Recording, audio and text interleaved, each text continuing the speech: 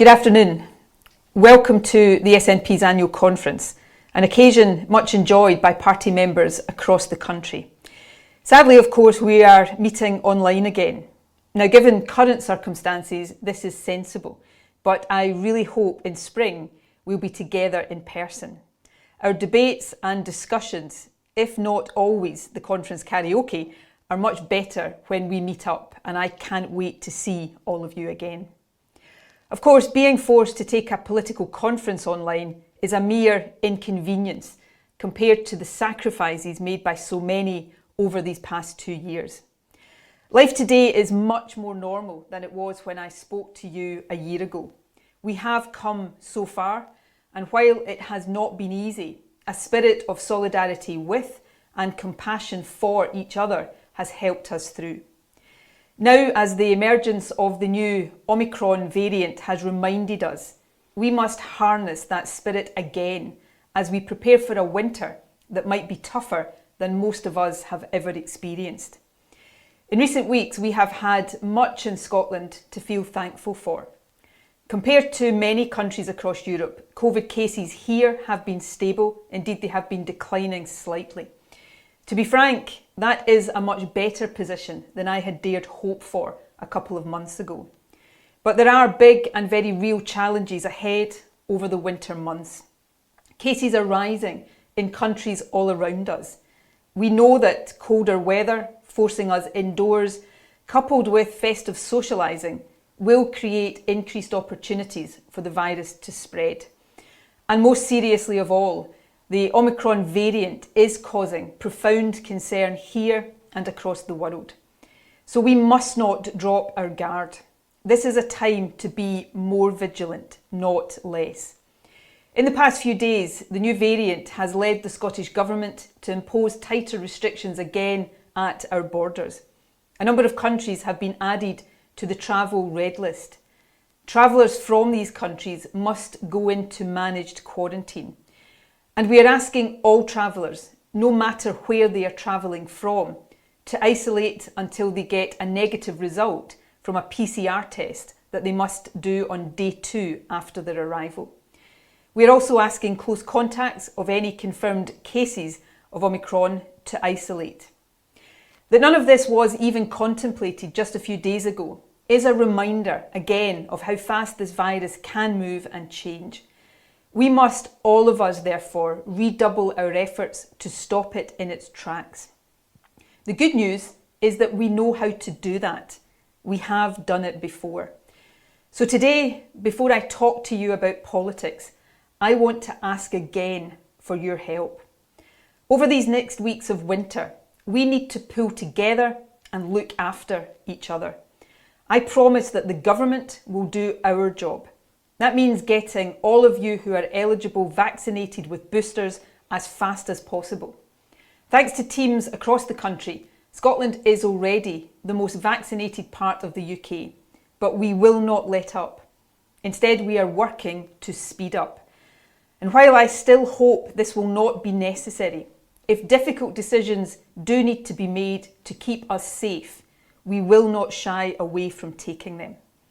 Steering the country through this winter is my priority. It is my duty.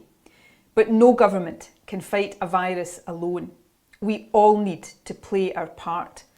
That was true before the detection of Omicron, and it is even more so now. If all of us increase our compliance with the protections already in place, we will help slow transmission. So I'm asking everyone to please take the time now to think afresh about the basic steps you can take to keep yourself, your loved ones and the country safe.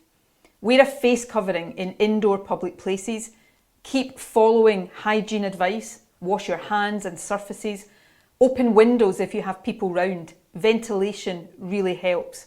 Work from home if possible. And please, if you haven't done so already, get every dose of vaccine you are eligible for, including flu. I know there is a concern that the vaccines might be less effective against Omicron than against other variants. We don't know yet if that's the case. But even if it is, getting vaccinated will still matter. less effective does not mean ineffective. You will still be much more protected with vaccines than you will be without. So if you could be fully vaccinated right now and you have chosen not to be, you are putting your own life at risk. Now you may say that's your choice, though it is one I really struggle to understand. But it's not just your own life you are risking. You could be risking the life of everyone you come into contact with. Vaccines save lives. And don't just take my word for that. A World Health Organization study published last week demonstrates that life-saving power. Hundreds of thousands of people across the world who would otherwise be dead from COVID are alive today only because of vaccines. Here's what the WHO said about us. In countries like Scotland, where vaccination rollout was early and uptake was high, a larger share of lives were saved. It found that in Scotland, without vaccines, around 32,000 people over the age of 60 would have died from COVID this year. 86% of these deaths were prevented by vaccines. That's 27,000 people alive today who would not be if we had no vaccines. Now, for all I know, that might include my mum and dad, or yours, or indeed many of you. So for goodness sake, get vaccinated with your first, second, and if eligible, your third and booster doses as soon as you can. If you don't do it for your own sake, though you really should, do it for those you love. Being vaccinated is the most precious gift we can give this Christmas. But there is one more really important festive effort I am asking everyone to make. And once again, the emergence of Omicron makes this even more vital. Lots of people with COVID don't have symptoms. They might never know they have the virus, and so they spread it inadvertently. That's why we've been asking everyone to test with lateral flow devices twice a week. But from now, through the festive period, we are asking you to test much more. Please, even if you are feeling fine, test yourself on each and every occasion you intend to mix with people from outside your own household. That means before you go to the pub or to a restaurant or to someone's house or even to a shopping centre. And if the test shows up positive, do not go. Instead, get a confirmatory PCR test and self-isolate until you get the result of that. If you don't have a supply of tests, order them now through NHS Inform or pick them up from a local pharmacy or test centre. They are free, so get as many as you need and keep your supply topped up. If we all do this, we will slow down the spread. And we will maximise our chances, not just of a more normal Christmas, but of a safer Christmas too. And let's all hope, a much brighter new year.